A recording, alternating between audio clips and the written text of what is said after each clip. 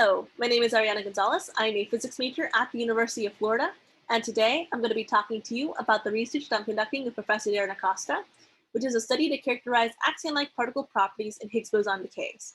All right, so for background, we're going to be talking about Higgs boson and axion-like particles, and for that, we're going to be delving into the Standard Model.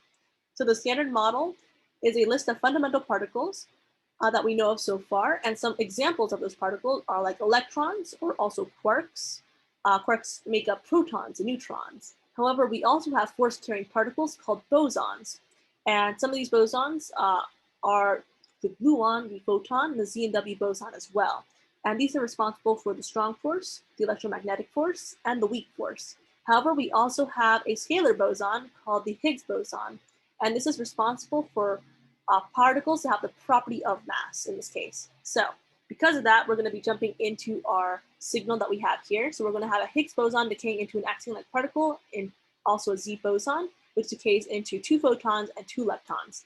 So because of that, we're going to have our Higgs boson here, which is going to be decaying into the Z boson and axion-like particle. And since the Higgs boson is decaying into the axion-like particle should have the property of mass in this case. And that's what we're going to be delving into with this research, at least for our simulated sample so far.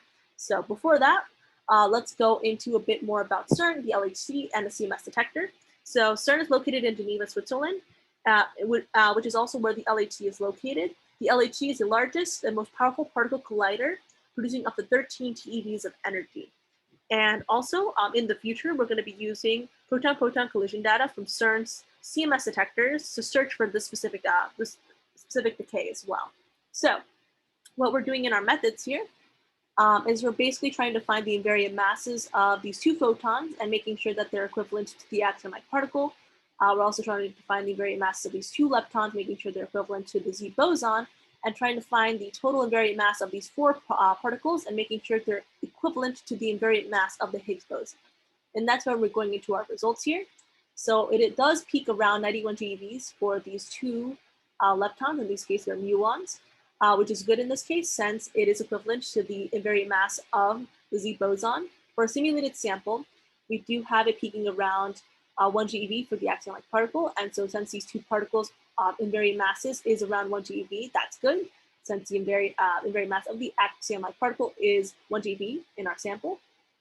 So then we're also going to have our 4-product invariant mass, which is peaking around 125 GeV, which overall is good, since that means that it is equivalent to our initial mass for the Higgs boson as well. So thank you so much for stopping by my poster, and I hope you have a good day.